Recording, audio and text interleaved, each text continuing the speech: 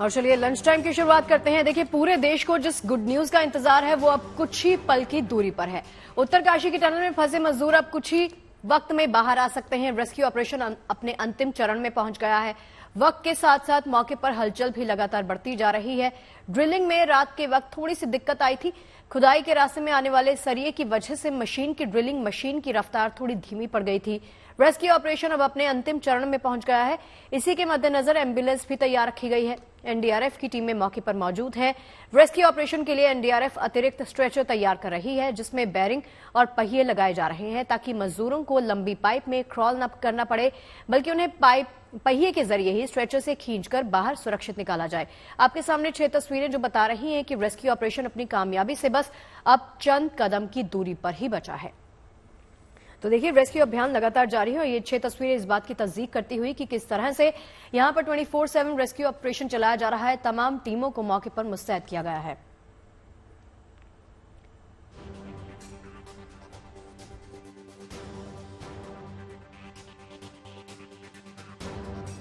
ठीक करने की जरूरत है, वो काम चल रहा है और हम उम्मीद करते हैं कि जल्दी ही वो काम शुरू हो जाएगा।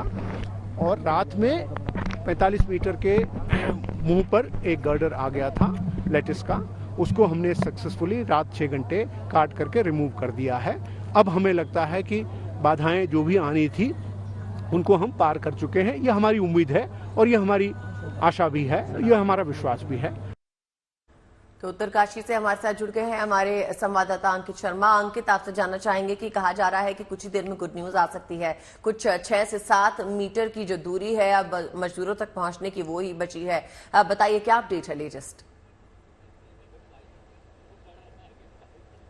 जी बिल्कुल, काउंटडाउन शुरू हो चुका है और बल्कि मैं कहूंगा कि काउंटडाउन कल से भी चल रहा है। लेकिन जिस तरह से चीजें हो रही हैं, टनल के अंदर से जो सूचनाएं आ रही हैं वो एक्चुअल में होती नहीं है। इसकी वजह से आज जो इस पूरे ऑपरेशन के इंचार्ज हैं भास्कर खुलबे ने भी जानकारी दी और एनडीआरएफ के जो डीजी हैं अतुर करवाल ने भी जानकारी दी कि लगातार ऑपरेशन जारी है और जो ऑब्स्टिकल्स थे उनको हटा लिया गया है।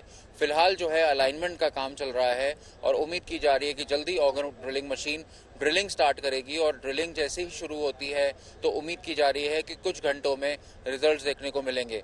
ऐसा माना जा रहा है कि जो बड़े ऑब्स्टिकल्स थे वो काट दिए गए हैं, जो आयरन रॉड था उसको काट दिया गया और उसके बाद अब ड्रिलिंग प्रोसेस के बाद इन चीज़ों को जो पाइप को ड्रिल करना है वो थ्रू हो जाएंगे।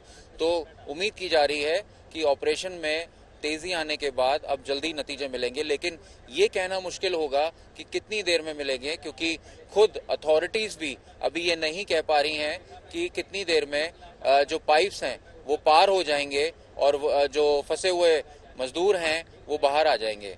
जी अंकित, मेरा सवाल एक्चुअली यही था आपसे कि कितना वक्त लग सकता है, चूंकि आपने जवाब दे ही दिया कि एग्जैक्टली हम टाइम बैंड नहीं बता सकते हैं कि कितने वक्त में वो बाहर आएंगे। लेकिन फिलहाल भी अगर किसी से आपकी अधिकारी से बातचीत हो पाई है, अभी भी कुछ एक चैलेंजेस बाकी हैं जिनको हम पार करना चाहते हैं? अभी भी मेजर जो डिफिकल्टीज है वो तो हमने पार कर ली हैं।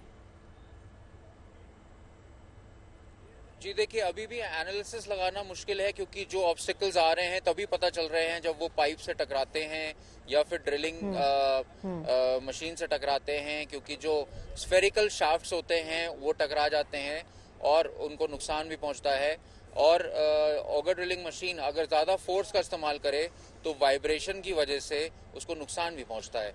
तो ऐसे में जो अथॉरिटीज़ हैं वो फूक फूक कर कदम रख रही हैं और उम्मीद की जा रही है कि जल्दी ये ऑपरेशन पूरा हो। सब चाहते हैं ये ऑपरेशन पूरा हो और जो श्रमिक बाहर आए अपने परिजनों से मिल सके, ये ऑपरेशन पूरा होने के बाद सब अपने घर लौट सके। और इसके साथ ही जो मेन ऑब्स्टिकल्स हैं, क्योंकि जो टनल है वो पूरे आर्च शेप में है और इसको बनाने के लिए जो फाउंडेशन का इस्तेमाल होता है उसमें आयरन रॉड्स का भी एक पूरा स्ट्रक्चर बनाया जाता है। जब ये लैंडस्लाइड हुआ, टनल जब कोलैप्स हुआ तो उसके साथ ये आर्च शेप का जो रॉड थी ये गिर गई और इसको हटाना मुश्किल हो रहा था। इसकी वजह से गैस कटर की वजह से ये इसको काटा गया और इसके बाद अब ये काटा गया है तो उम्मीद की जा रही है, क्योंकि फासला बहुत कम रह गया है, तो ये माना जा रहा है कि आगे कोई ज्यादा ऑब्स्टिकल नहीं होगा और जो अलाइनमेंट है वो अपस्ट्रीम से लेकर डाउनस्ट्रीम की तरफ जा रहा है, यानी स्लोप में जा रहे हैं।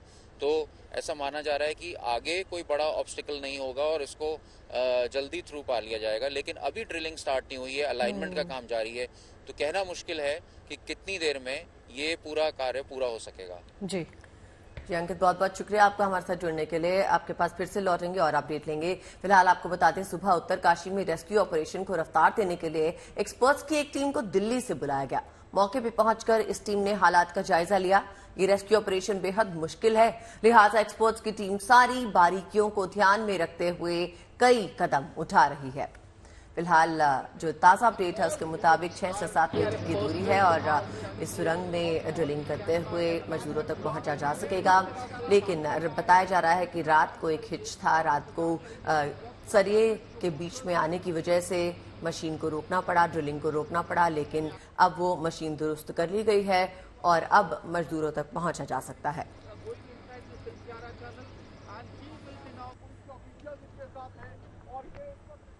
तो देखिए, टनल में फंसे मजदूरों के रेस्क्यू ऑपरेशन पर पूरे देश की निगाहें बनी हुई हैं। केंद्र सरकार के साथ साथ राज्य सरकार भी इस रेस्क्यू के पल पल पर नजर रख रही है।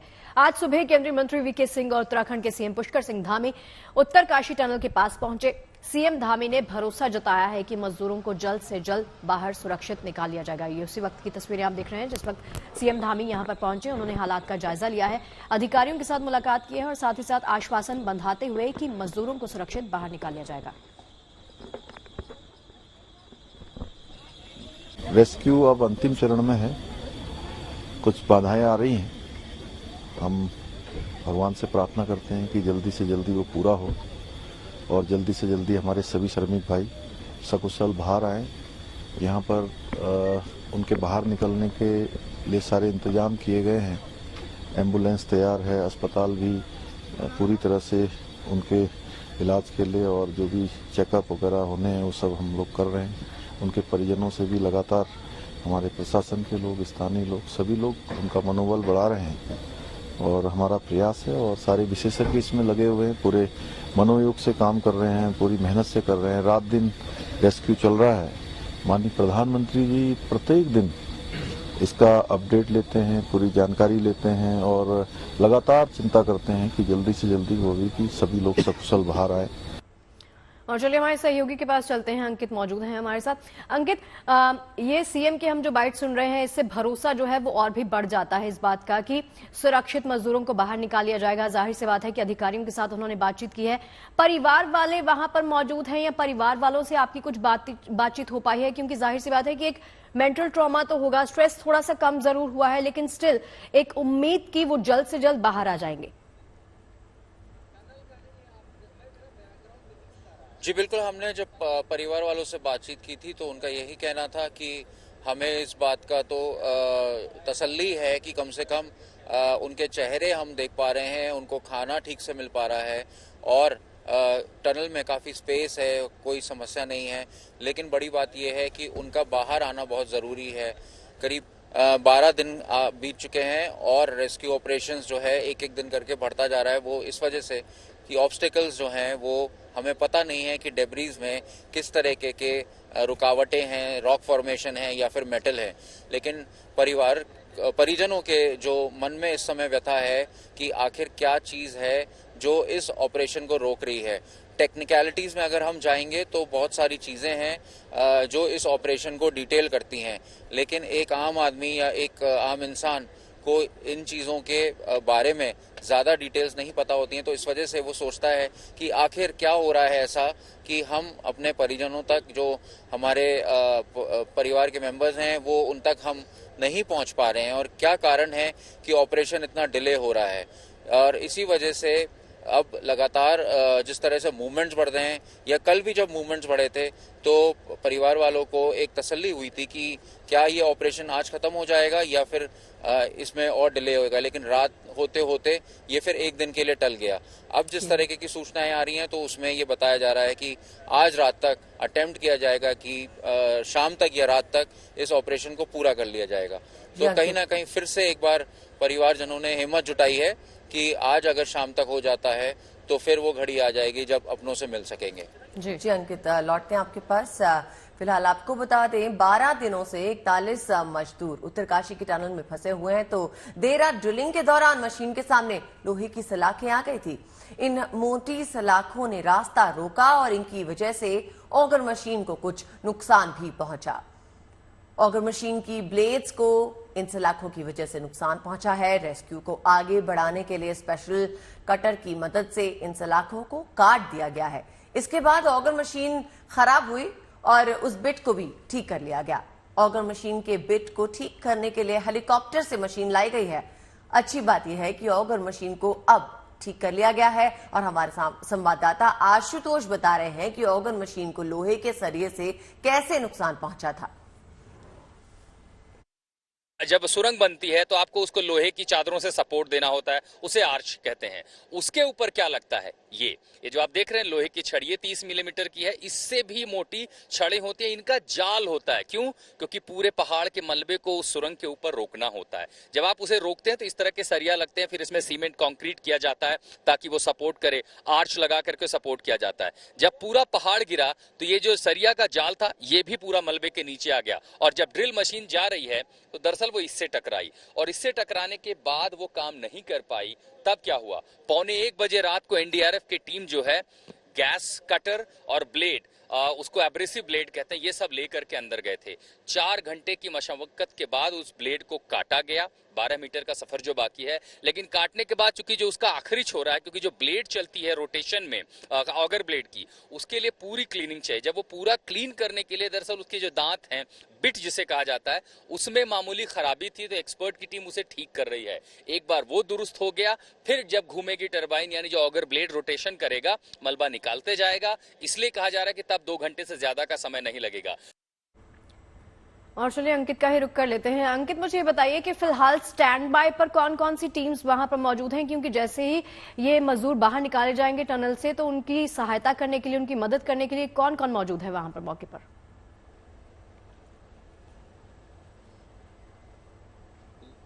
देखिए, जब पाइप थ्रू हो जाएंगे और पूरा पैसेज क्लियर हो जाएगा तो इसमें सबसे बड़ा रोल एनडीआरएफ का है, जो अपने साजो सामान के साथ तैयार हैं। स्ट्रेचर और पुलिस सिस्टम एक सेटअप किया जाएगा। इसके साथ जो फर्स्ट एड देना है, ऑक्सीजन और जो भी ज़रूरी दवाई हैं, एक मेडिकल एक्सपर्ट उनके साथ रहेगा। और जब ये पूरा थ्रू हो जाएगा तो उस पार एक वॉकी टॉकी के साथ एक एनडीआरएफ के जवान को भेजा जाएगा, तो जो पूरे कम्युनिकेशन को स्टैब्लिश करेगा। और उसके बाद एक एक करके जब वर्कर्स बाहर आना शुरू हो जाएंगे तो उनके जो मेडिकल पैरामीटर्स हैं उनको चेक किया जाएगा और उसके बाद फिर एम्बुलेंस के माध्यम से बाहर ले जाएगा। तो इसमें पहले एनडीआरएफ है, फिर आईटीबीपी की फोर्स है, फिर यहाँ के पुलिस पर्सनल है और सपोर्ट के लिए अब इंडियन आर्मी के जवान भी यहाँ देखे गए हैं, जो कि अपना रोल निभाने के लिए यहाँ पहुँच चुके हैं। फिलहाल मुख्यमंत्री पुष्कर सिंह धामी और उनके साथ union minister VK Singh tunnel के अंदर गए थे और उन्होंने पूरे स्थिति का जायजा लिया और फिलहाल जो साइट ऑफिस है, जो टनल का प्रोजेक्ट ऑफिस है, वहां पर वो आला अधिकारियों के साथ अभी मीटिंग ले रहे हैं। और माना ये जा रहा है कि जिस तरह से प्रधानमंत्री मोदी ने सीधा दखल इस ऑपरेशन में दिया है और पल पल भर की नज़र वो ले रहे हैं, उसके बाद इस ऑपरेशन में प्रधानमंत्री कार्यालय ने यहाँ पे कैंप किया। प्रधानमंत्री मोदी सीएम धामी से करीब 3 बार बात कर चुके हैं और लगातार जो भी फोर्सेस इस पूरे सिस्टम में इन्वॉल्व हैं उनको मोबिलाइज किया गया है। एनडीआरएफ से लेकर जो स्टेट डिजास्टर रिस्पांस फोर्स होती है उसको मोबिलाइज किया गया है। आईटीबीपी यहाँ पे मौजूद है और इसके साथ उत्तराखंड पुलिस के काफ़ी जवान यहाँ पे मौजूद हैं, जिससे लॉ एंड ऑर्डर सिचुएशन और जो टनल की सिक्योरिटी है उसको ब्रीच ना हो।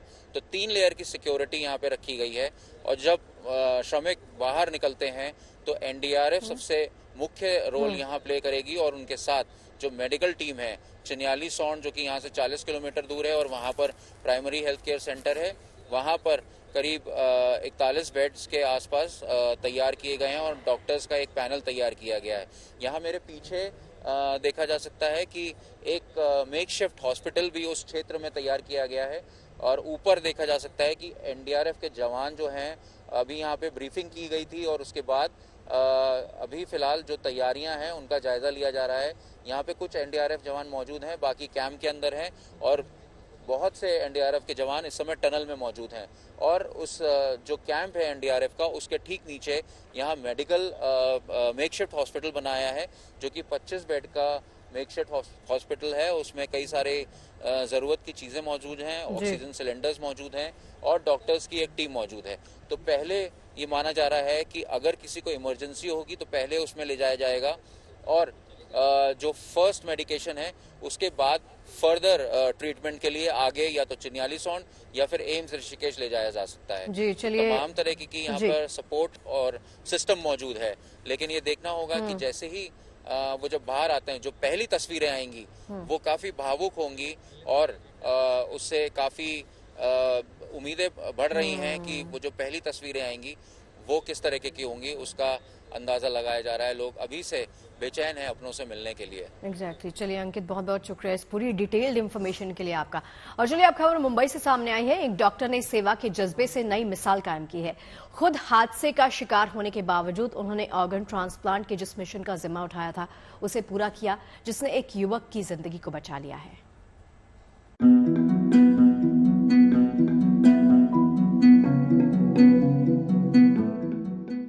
डॉक्टर्स को धरती का भगवान कहा जाता है, लेकिन डॉक्टर संजीव जाधव ने इसे हकीकत का अमली जामा पहनाया है। उन्होंने एक हादसे में जख्मी होने के बावजूद न केवल एक मरीज का ऑर्गन ट्रांसप्लांट किया बल्कि मरीज की जान भी बचाई, वो भी उस मरीज की जिसकी हालत काफी क्रिटिकल थी। डॉक्टर संजीव जाधव नवी मुंबई के अपोलो हॉस्पिटल में फिलहाल अपनी सर्विस दे रहे हैं। डॉक्टर जाधव अपनी टीम के साथ पिंपरी हॉस्पिटल में लंग्स के लिए डॉक्टर DY पाटिल हॉस्पिटल में थे। प्लान के अनुसार उन्हें लंग्स के साथ चेन्नई रवाना होना था, जहां बीते 70 दिनों से ECMO सिस्टम के सपोर्ट से एक युवक को जिंदा रखने की कोशिशें की जा रही थी। पुणे से एयरपोर्ट जाने के दौरान डॉक्टर जाधव की एम्बुलेंस हादसे का शिकार हो गई। इसमें डॉक्टर जाधव अपनी टीम के साथ जख्मी हो गए। बावजूद इसके डॉक्टर जाधव के कदम नहीं रुके। उन्होंने किसी हॉस्पिटल का रुख करने की बजाय प्राइवेट टैक्सी करना जरूरी समझा और सीधे एयरपोर्ट पहुंचे और यहां से चेन्नई पहुंचकर 26 साल के एक युवक का सफल ऑर्गन ट्रांसप्लांट किया। जो पेशेंट ने ऑर्गन डोनेट किया था 19 ईयर ओल्ड, तो वो वेस्ट नहीं जाना चाहिए। तो हमारा जब एक्सीडेंट हो गया एम्बुलेंस का, तब we were all injured, terribly injured. वो बहुत बड़ा एक्सीडेंट था, नदी में गिरने वाली थी एम्बुलेंस। 4 जो कार्स थे, टेम्पो थे, उसको बहुत बुरा तरीके से टक्कर मारी उसने। बट फिर भी हम लोगों ने दूसरी गाड़ी बुलाई, बाकी जो टीम मेंबर्स इंजर्ड थे उधर ही रखे। हम लोग भी इंजर्ड थे as a doctor, but we moved further ahead for the carrying the organ to Chennai. Doctor Jadhav के अनुसार लंग्स ब्रेन डेड मरीज से निकाला गया, जिसकी मियाद एक बार ऑपरेट होने के बाद महज 6 से 8 घंटे की होती है। यही वजह है कि ये टास्क उनके लिए चैलेंज हो गया था। अगर हम लोग आगे नहीं बढ़ते तो ये जो लंग्स निकाले हैं वो भी वेस्ट हो जाता और उधर का पेशेंट भी एक्सपायर होता। तो ऐसे सिचुएशन में the best way is to carry the organ. हम लोगों ने कैरी किया, फिर ट्रांसप्लांट भी हो गया एंड वो 6-8 घंटे में होना चाहिए। It was a time with race with the time. बकौल डॉक्टर जाधव इसमें सबसे अहम था समय, क्योंकि इसमें समय गंवाना सारी मेहनत बेकार कर देता। यही वजह रही कि एक जिंदगी बचाने के लिए उन्होंने अपनी तकलीफों को किनारे कर वो काम किया जिसने एक बार फिर साबित किया कि डॉक्टर्स को यूं ही नहीं धरती का भगवान कहा जाता है। मुंबई से पारस दामा के साथ bureau report, good news today. Mathura का रुख कर लेते हैं। मथुरा में इन दिनों ब्रज रज उत्सव के रंग बिखरे हैं। प्रधानमंत्री नरेंद्र मोदी आज मथुरा में चल रहे इस महोत्सव में शिरकत करने जा रहे हैं। मीराबाई की जयंती पर इस महोत्सव का आयोजन किया जा रहा है। शाम करीब 4 बजे प्रधानमंत्री का हेलीकॉप्टर मथुरा के आर्मी एरिया में बने हेलीपैड पर उतरेगा। भगवान श्री कृष्ण की पूजा के बाद प्रधानमंत्री महोत्सव में होने वाले कार्यक्रम में शिरकत करेंगे। इस मौके पर प्रधानमंत्री मोदी मीराबाई के नाम से डाक टिकट जारी करेंगे। मीराबाई के जन्मदिन पर होने वाले इस महोत्सव में एक्ट्रेस हेमा मालिनी भी परफॉर्मेंस देने वाली हैं। जी सुशांत मेहरा हमारे साथ मथुरा से जुड़ गए हैं। सुशांत, बताइए आज ये ब्रज रज महोत्सव में जब प्रधानमंत्री जुड़ेंगे तो वो समय क्या होगा और खासकर हेमा मालिनी के परफॉर्मेंस के लिए आ रहे हैं या पूरा परफॉर्मेंस देखेंगे?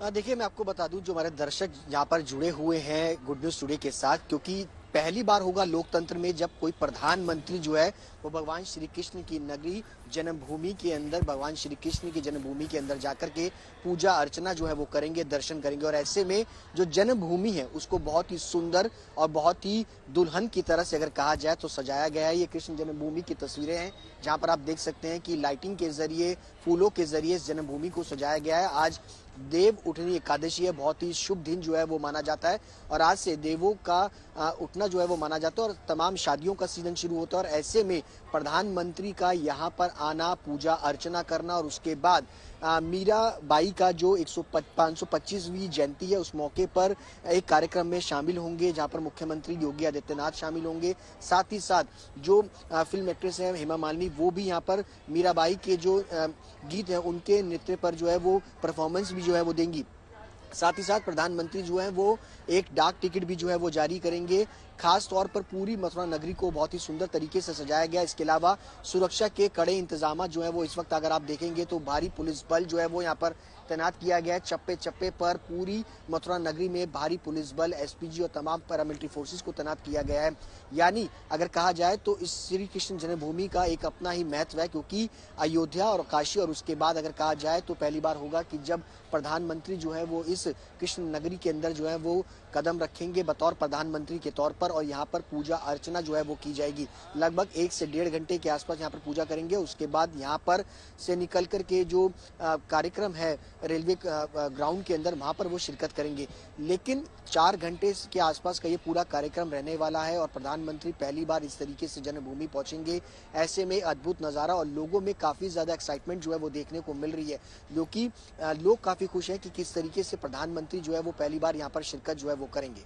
जी सुशांत, ये बताइए कि योगी सरकार और मोदी सरकार जो है वो ब्रज की संस्कृति को एक तरह से कहा जाए तो लोगों के साथ जोड़ने की, उसको सजाने की, उसको संवारने की कोशिश कर रही है। कितनी बड़ी तादाद में आम लोगों की शिरकत यहाँ पर दिखाई देगी? देखिए, ब्रिज की संस्कृति का जो ये महोत्सव है ये हर साल किया जाता है, लेकिन इस बार अगर कहा जाए तो 525वीं मीराबाई की जयंती है, उस उपलक्ष्य में पूरी मथुरा नगरी को सजाया गया है। सड़क के दोनों किनारों पर जो है बैरिकेड किए गए ताकि पब्लिक जो है वो यहाँ पर जब प्रधानमंत्री यहाँ से होकर के गुजरे, मुख्यमंत्री यहाँ से होकर के गुजरे, उनका अभिवादन जो है वो स्वीकार कर सके। इसके अलावा जब यहाँ प्रधानमंत्री लगभग 4 बजे के आसपास पहुंचेंगे तो सीधा इसी मेन गेट से उनकी एंट्री होगी जन्मभूमि के अंदर, जहाँ पर वो पूजा अर्चना करेंगे।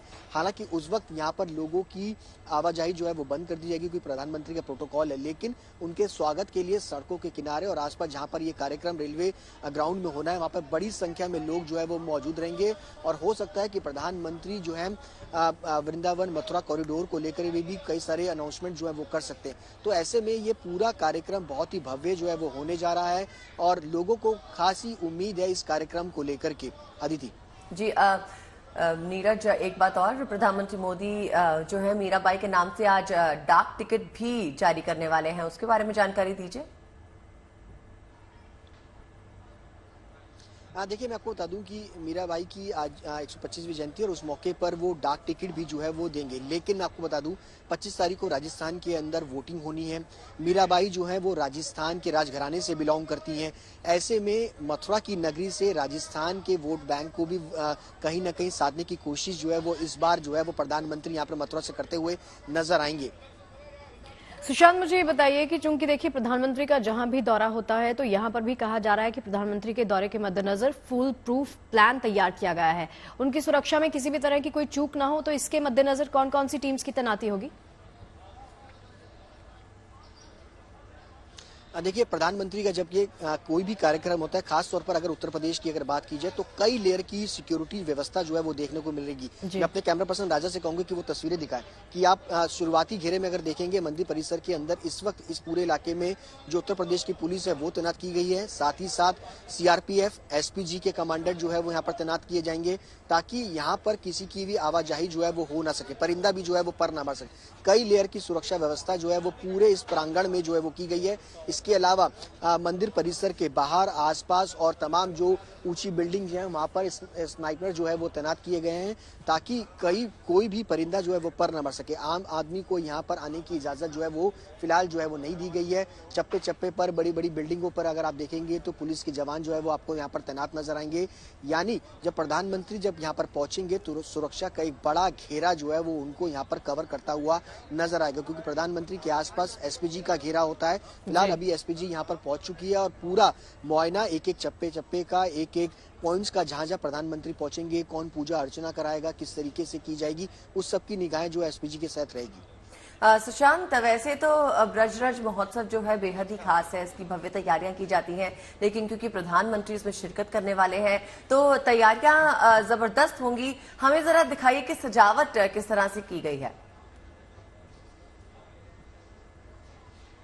देखिए जरूर मैं सजावट जो है आपको दिखाना चाहूंगा, कैमरा पर्सन राजा से कहूंगा कि वो दिखाएं कि किस तरीके से, क्योंकि जब प्रधानमंत्री 4:30 बजे के आसपास पहुंचेंगे तो लगभग यहाँ पर वो 4 घंटे रहेंगे और आप देख सकते हैं कि यहाँ पर पेड़ों पर आपको अच्छी खासी लाइटें जो है वो नजर आएंगी और ये पूरा इंतजाम सड़क के डिवाइडर्स पर, सड़कों के किनारों पर, आसपास की बिल्डिंगों पर पूरे ब्रिज महोत्सव के लेकर के मथुरा नगरी जो है वो बहुत ही दुल्हन की तरह से सजा दिया गया है। मानो देव दीपावली का जो पर्व है वो एक तरीके से नजर आएगा, क्योंकि आज देव उठनी एकादशी और ऐसे में इस महोत्सव पर लाइटिंग जो है वो की जाती है और पूजा अर्चना जो है वो की जाती है। देव उठते हैं और तुलसी का विवाह होता है और ऐसे में पूरी रौनक इस वक्त मथुरा नगरी फूलों से और लाइटों से जो है वो सजी हुई है।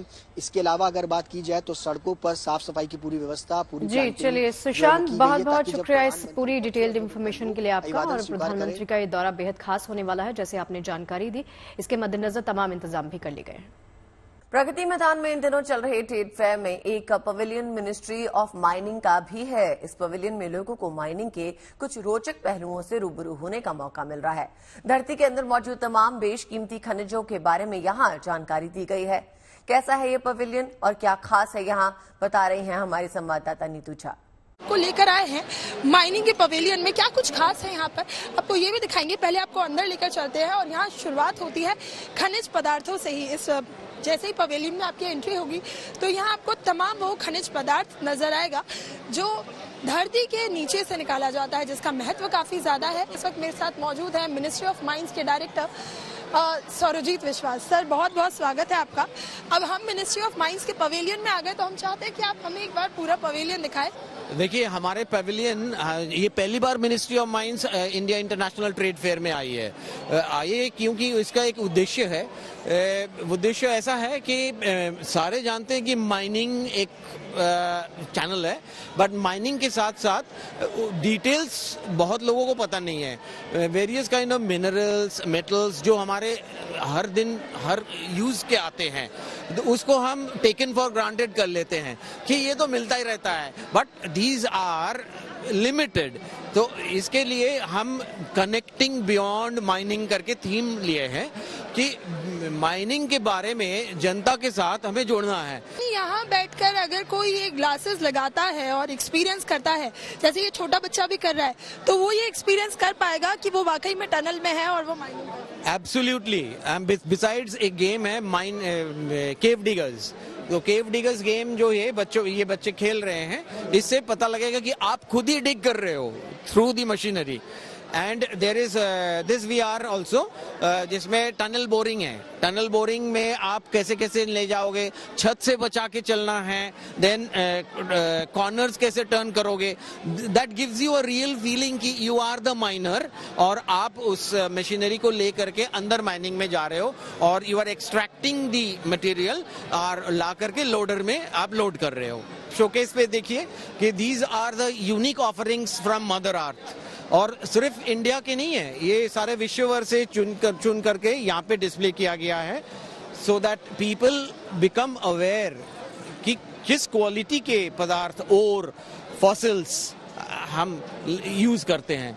यहाँ पर भी मिनिस्ट्री ऑफ माइनिंग की थीम है सस्टेनेबल अर्थ, यानी हमें दुनिया को एक ऐसा परिवार बनाना है जहाँ सब कुछ संतुलित हो। विजय अंकित के साथ Neetu Jha, good news today. और चलिए इसी के साथ पहुंच गए हैं लंच टाइम के अंतिम पड़ाव पर, जहां पर आपको दिखाएंगे किसी महान शख्सियत के कहे विचार।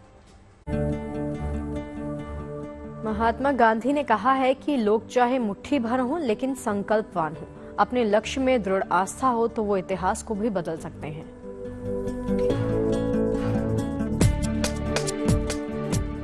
उम्मीद करते खबरों के इस लंच टाइम में आपको पेट भर जानकारियां मिली होंगी। और चलिए इस बातें के साथ छोड़ जाते हैं। मुलाकात होगी लंच टाइम में आपके साथ कल। अपना बहुत ख्याल रखिए। देखते रहिए गुड न्यूज़ टुडे।